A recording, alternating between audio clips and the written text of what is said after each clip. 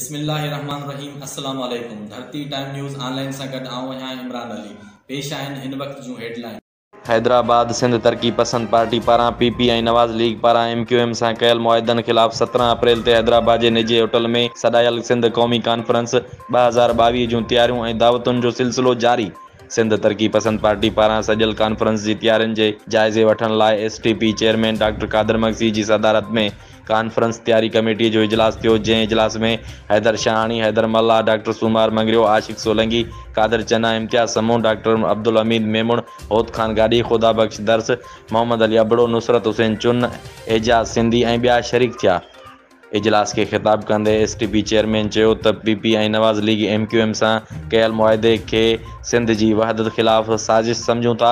MQM सां मुआहिदो कंदड़ PPI नवाज़ league गॾु उन में शामिल ताईद ऐं गारंटी ॾींदड़ बि बराबर जा शरीक ऐं सिंध दुश्मन सम्झूं था।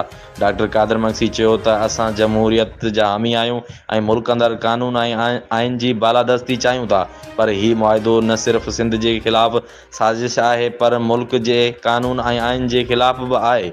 सिंध जो वजूद कंहिं करारदाद ऑर्डिनेंस जा वाइसरा जे आर्डर ते नाहे आयो, पर हीउ हज़ारें सालनि जी तहज़ीब रखंदड़ 7 करोड़ इंसाननि जो मुक़दस मादरे वतन आहे। सिंध जी वहदत ख़िलाफ़ का बि बकवास ॿुधण जे लाइ तयारु न आहियूं ऐं न ई वरी सिंध जे हक़नि ऐं अख़्तियारनि खे नस्ली ऐं लसानी बुनियादनि ते विर्छ जी इजाज़त ॾींदासीं। हुननि चयो त 17 अप्रैल ते हैदराबाद में थींदड़ सिंध क़ौमी कॉन्फ्रेंस सिंध जो गॾियल क़ौमी आवाज़ साबित थींदी। कॉन्फ्रेंस में सिंध जी वहदत जी बकाउ, सिंध जे हक़नि अख़्तियारनि जी हिफ़ाज़त लाइ गॾियल हिकमत अमली जोड़ी वेंदी। कॉन्फ्रेंस में मुख़्तलिफ़ क़ौम परतनि ऐं सिंध दोस्त सियासी पार्टियुनि जे अॻवाननि, अदीबनि, दानिशवरनि, सहाफ़ियुनि, सिविल सोसाइटी जे नुमाइंदनि खे दावतूं ॾिनियूं पयूं।